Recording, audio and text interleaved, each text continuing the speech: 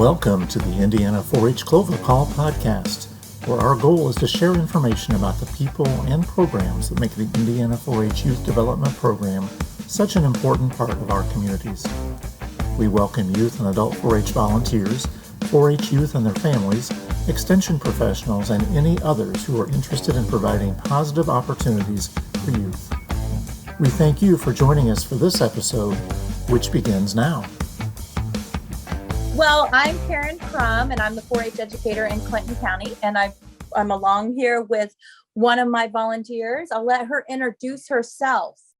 Hi there, I'm Elaine Brovont, and I am the Clinton County 4-H Lama Club Leader and have been involved in Lamas since 1994.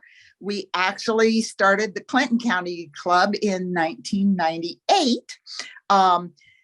And I've had a lot of questions over the years about how do you get a Lama Club started? And I know we've still got some clubs or some counties in Indiana that don't have Lama Clubs yet, because we've had some that have come and shown in our county till they got theirs started. Mm-hmm. So I'd love to start our talk today, if I could, about how did we get our club started? And it required our kids going to the 4-H council and asking if there could be a Lama Club. And the council was very conservative about it. They allowed the kids to do a poster our very first year. So we did Lama posters, and that's a state fair exhibit. Then the next year they let us do what they called an exhibition. It was a mock show. We didn't have a judge, but we had a set time, and we did kind of like a show with just a showmanship and a little bit of performance. And from that, they said, okay, we'll let you do it and see how it goes. Our third year, we had 6 4-Hers, and we actually had a show, and we didn't break them down into divisions like we do now, because at that time, with only 6 members, they all were against each other. But I think what I've liked over the years is how much our kids become a family, how much they enjoy doing things together, how they confide in each other. They just really make it an opportunity. So other times the kids have had things that they want to do. And I think one thing that's different in our club than maybe a lot of them is when the kids want something, I make them go ask for it. When they wanted to be involved in supreme showmanship, yes, we had a lot of officers actually go to the 4-H council meeting and beg to be put in. And they didn't answer them that night, and they came away, oh, I don't know. But they went prepared. Remember, they had a list of what other counties had supreme showmanship that involved llamas, and had an article that one of the Lama kids had actually won a supreme showmanship contest, which that happened in Clinton County for our first time last year. So we were pretty excited about that as well. But I think that teaches those kids leadership. And that's what 4-H is all about, is trying to make sure that those kids learn to ask for what they want. I think it's a lot harder for an adult to turn a kid down than it is another adult too. Start a club, just have the kids go say, I really like to do this. And we can help. So not only 4-H council, but as educators, like you have to have your charter and you have to have your bylaws and things like, once the council says yes, then we can also get involved and do what needs to be done, just so everything's put in place. But yeah, it's all about the kids, and we want to make stuff happen, especially these great opportunities. Yes. So that's how you get your club rolling. The next thing is you got to figure out what you're going to do. We've done different things over the years. There for a while, we met every single week from May 15th to State Fair. And that was almost too much. COVID made a huge change. And when COVID came along, we met, I think, maybe a whole 2 or 3 Zoom meetings. And then the kids who leased, I still have the signs in my barn. They'd come, and it recommended that you walk your llama 5 minutes, and you brush your llama 5 minutes, and you practice obstacles 10 minutes, and, gave them here's what you do. And I allowed them to come, since they were going to be outside, no more than 2 families at a time. And they would come and they would work individually. I honestly saw better showmanship llamas that year than I ever had in our club's history. So I think that individual, of course, the kids had time to work with them without a whole lot of other activities going on too. Sure. So we've modified that now, and we'll have some meetings as a group, but, and we usually start our meetings in January or February, and we'll have one a month. But then we also encourage them that they are to be there every week practicing with their animals. Then I can't stress how important it is to do some kind of PR things as well. You want those kids to do a public relations event. And I think that really helps us get club members as well, because we had gone to just about every nursing home in Clinton County for a long time. And the older folks love to see it, and you would see their kids and their grandkids there as well. And it just was great to do that. Then parades, you know, we don't always do the hot summer parades because that asphalt can burn their pads. So we don't always do that. We've done a couple other things. But one year, as a fund or as a community service project, there was food drive. And so we took our llamas to the grocery store parking lot, sat out boxes, and encouraged them to give canned goods and be able to do that in order to take a picture with the llama or do whatever. So that was great fun. Another community service project we recently did was our local Rural King had they monthly give away hot dogs for customer appreciation. But in our county, and I am assuming other Rural Kings do it as well, the manager invites different organizations to come, and they can use it for a fundraiser. So they can do whatever they want to if they'll hand out the hot dogs. And we do a training show, which I'd love to get back to here in a minute. But we went and handed out hot dogs, and we make most of our funds that we need for the year through our training show. So we really didn't need to do it as a fundraiser. So what we did was we just sat out a donation can, but instead we used it to promote our club and to promote 4-H. So I took the flyers that 4-H had done that had all the projects listed in it and how to sign up. And then I had a separate flyer that if you're interested in the Lama Club, take this flyer and here's how you sign up. And I took 20 of those sheets thinking that would be way more than we needed. And I ran out, and the Rural King had to make more copies. So that was exciting. It was fun. And it was kind of an eye opener to me that maybe there's a lot of interest out there. Again, we have had as many as 50 kids in our club. We had 33 this last year, and I look for it to build and gain again, just because of some of the things that we can do now that kind of help remind kids that they don't have to own a llama. They can lease it. However, at our county fair, we had 30 llamas there last year, and only 14 of those were leased from me. So we do have several families who own their own. And I tell my, and if you're starting a club, think about this too. There's 2 things that I tell at the very first meeting every year. The first thing is that llamas have a terrible disease that they can spread, and it's called llama-itis. And in it, you think you have to own every t-shirt that has a llama on it. You see llamas in the clouds. You know, you get llama-itis really bad.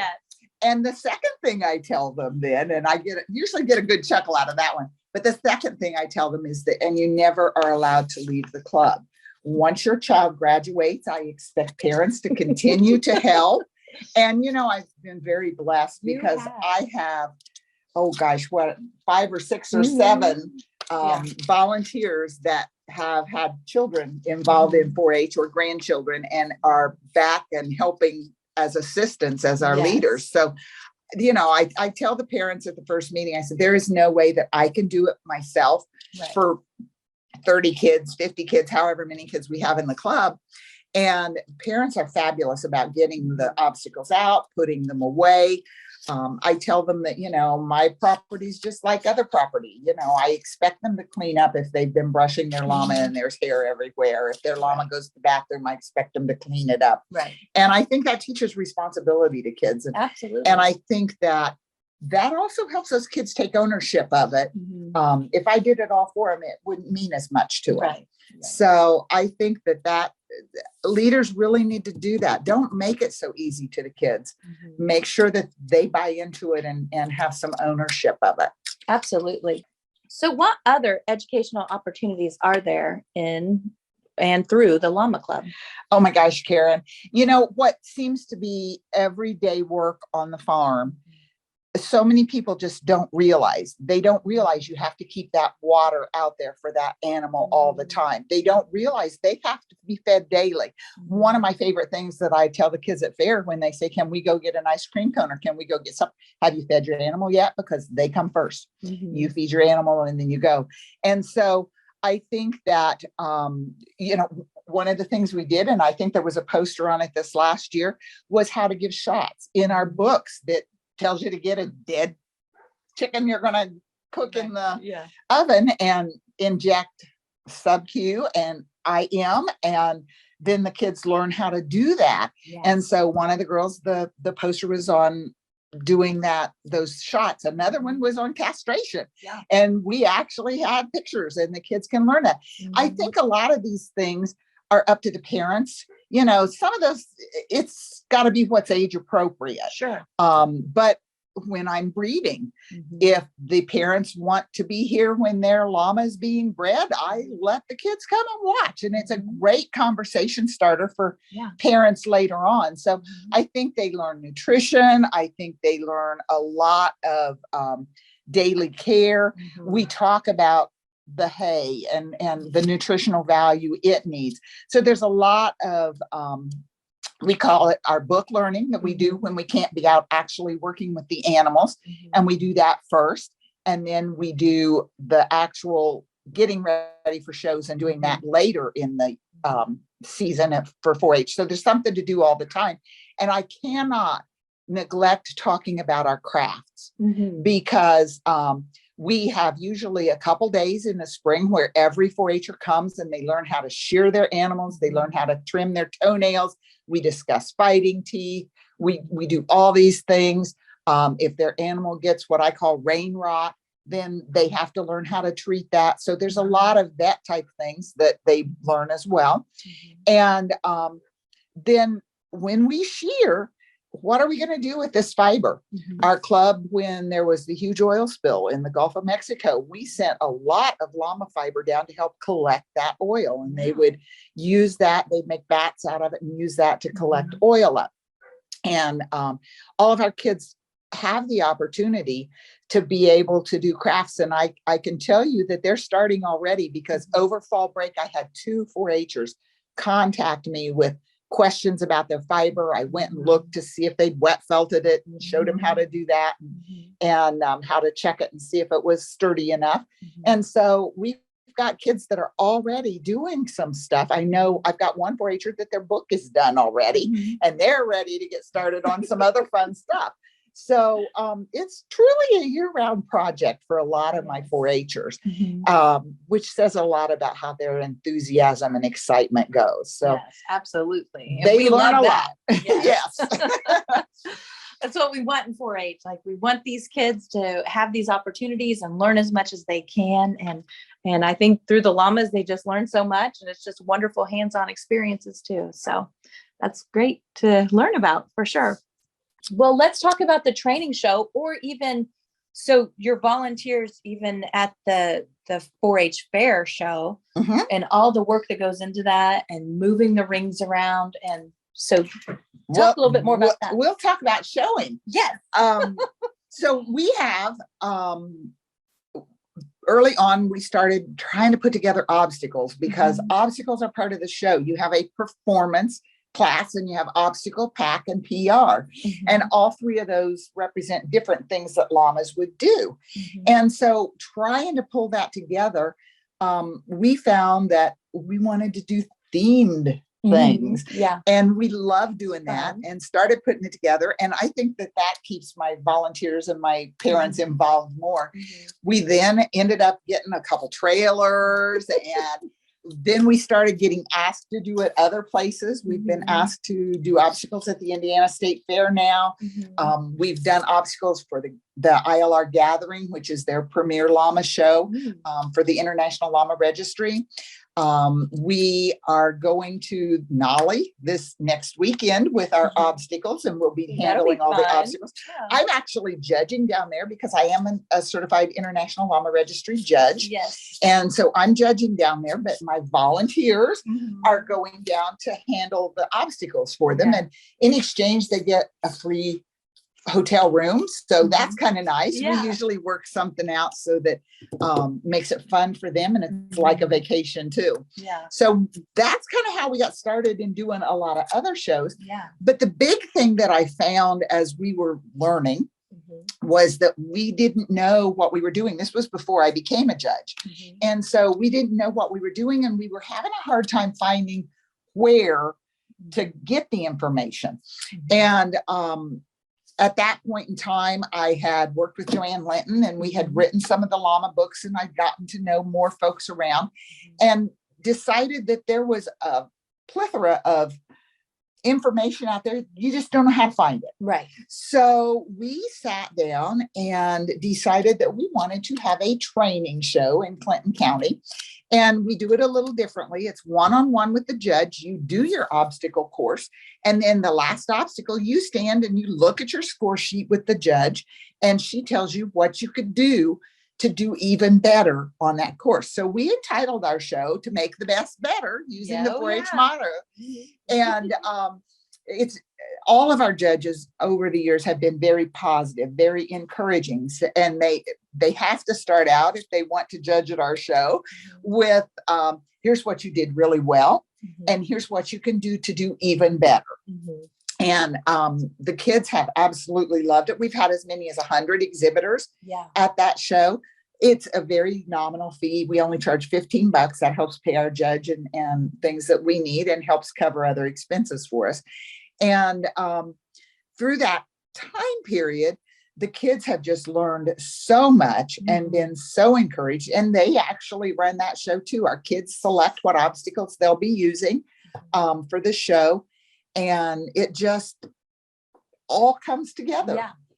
And when is that again? That will be April 22nd this coming year. Yes. In 2023. Good. I guess I better say that. Who knows how long they'll go back and listen to this thing.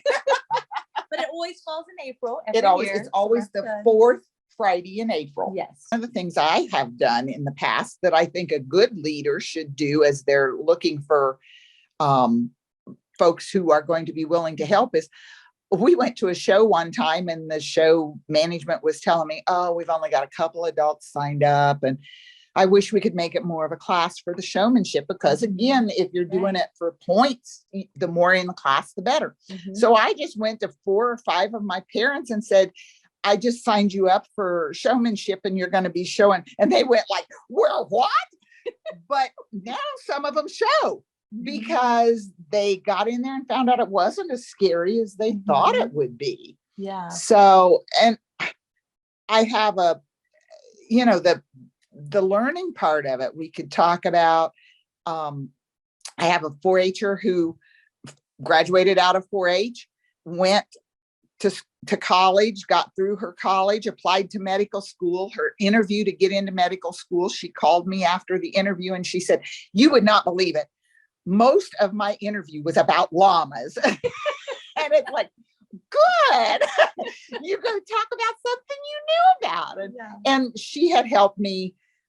We had a llama that had to have a port, and she'd help me remove the port and that kind of stuff. So those were things that she could talk about. And it ended up, then the professor asked a question, and she said, well, actually in Latin, and the whole group that was interviewing her started laughing and said, oh, you'll make it in. He loves Latin.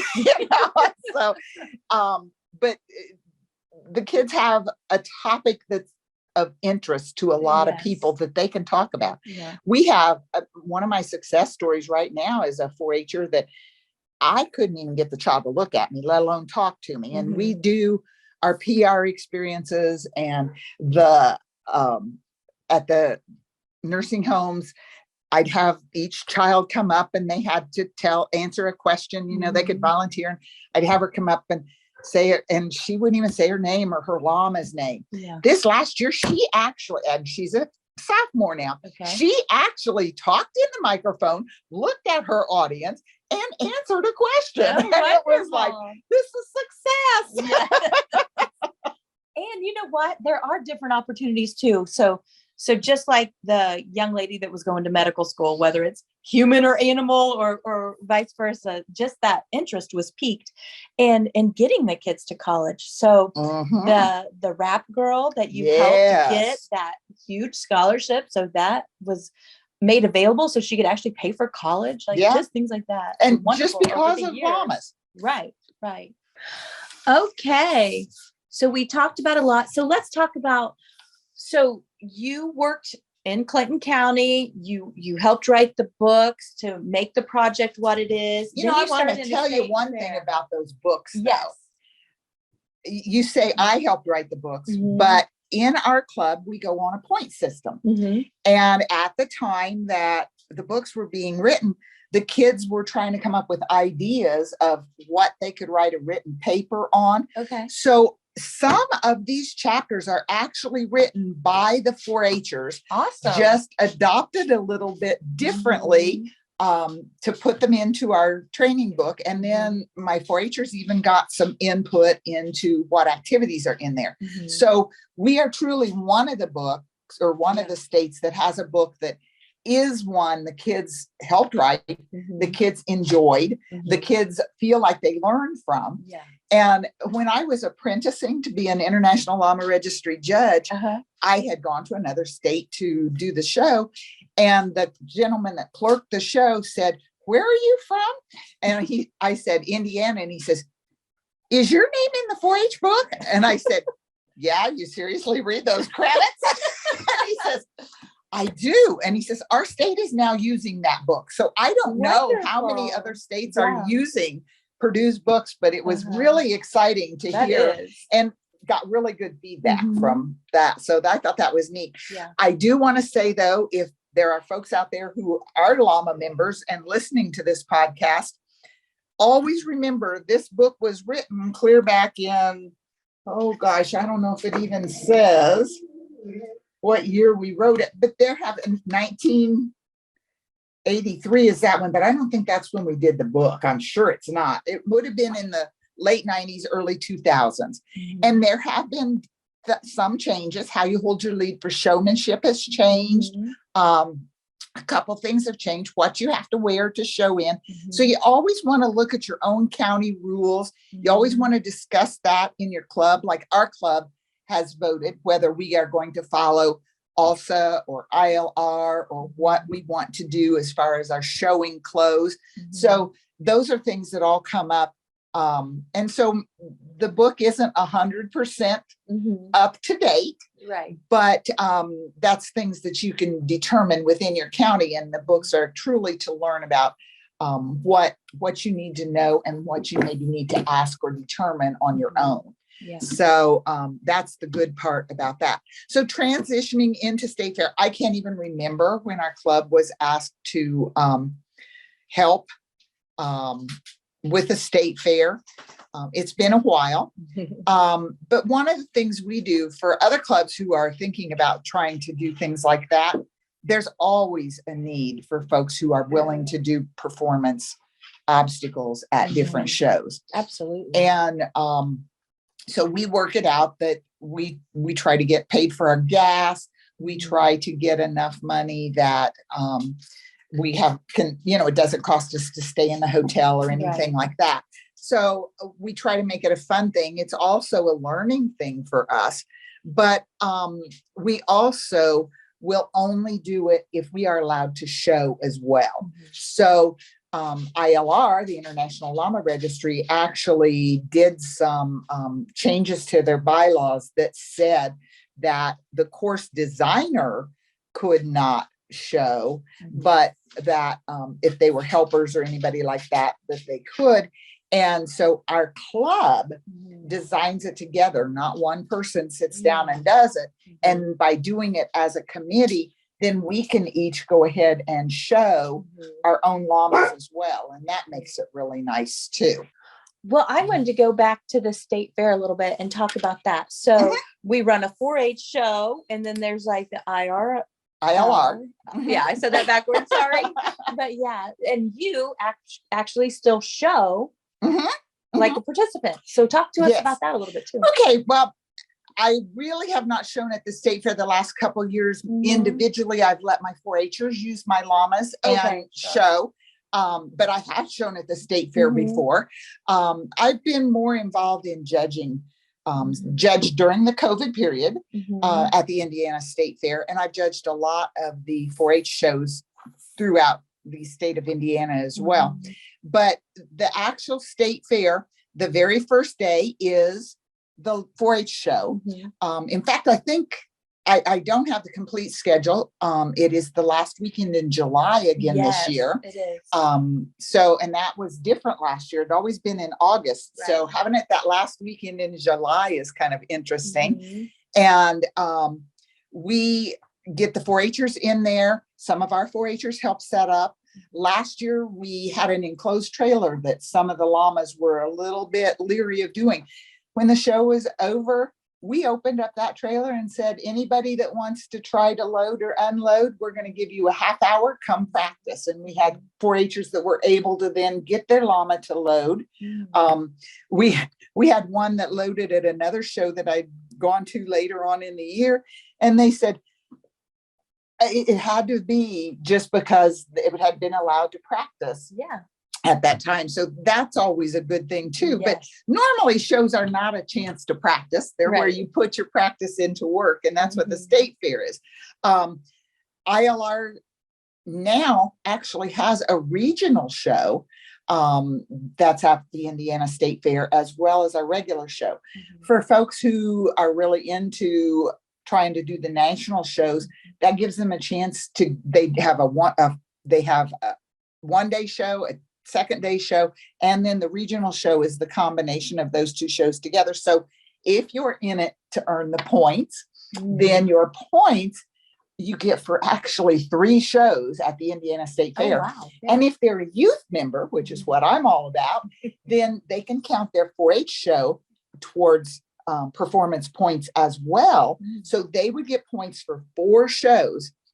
My granddaughter Peyton has even been in the top 10 in the nation from being able to go to as many shows as she does and be able to get points through those national organizations. So a lot of kids are just beginning to figure out that they can do more than just 4-H with their animals. And that makes it really nice. So, you know, when I first started, I was leery about, I don't know if I want to be in the ILR show, or I don't know if I want to go to the gathering because that's all the elite people and they'll look down on me. No, we're just human beings just like you. And the shows are the best place to learn. Our 4-H club, the first year we went to the state fair, our goal was to just see what it was all about. Let's learn about it. And the kids won a couple classes. And all of a sudden it was like, well, we better go every year. And I think the highlight of Clinton County 4-H one year was that we took every single intermediate award for the 4-H show that year. And that was really neat cool for our kids. So, and then we had people coming and saying, why don't you only do ILR? But because we want to do them all. Well, is there anything else that you want to talk about? You know, I think we've pretty well covered all the things that I was anxious to share, but I will say I am always happy to answer questions. I am very willing to share my phone number and let people, or my email. They can find me on the International Llama Registry judges list under judges that are approved for shows. And I will share one more thing. Just this year, I actually officially got my notice about a week ago that I am now an International Lama Registry teaching judge. So nice. I can have others apprentice under me. And that kind of brings us back to our training show, because we have used our training show to also teach some of our younger members. We've had some college students come back and judge our training show so that they can begin to learn to be judges, because Caren, you and I ain't going to be around forever. Oh, I know. We love those young alumni. Yes, we do. Help us. Well, good. Well, great. Well, I'm glad we covered all this. This has been so interesting and just nice conversation. And we learned so much, and we appreciate your time. So, well, thank you. Yes. And thank you for concentrating on llamas for this one, because we can learn so much from them. Absolutely. Interested in learning more about Indiana 4-H? We invite you to visit our website, extension.purdue.edu/4H, or contact your local Purdue Extension office and ask for the 4-H Youth Development Extension Educator. Be sure to subscribe to this podcast so you won't miss an episode. We look forward to joining you again on the next Indiana 4-H Clover Call.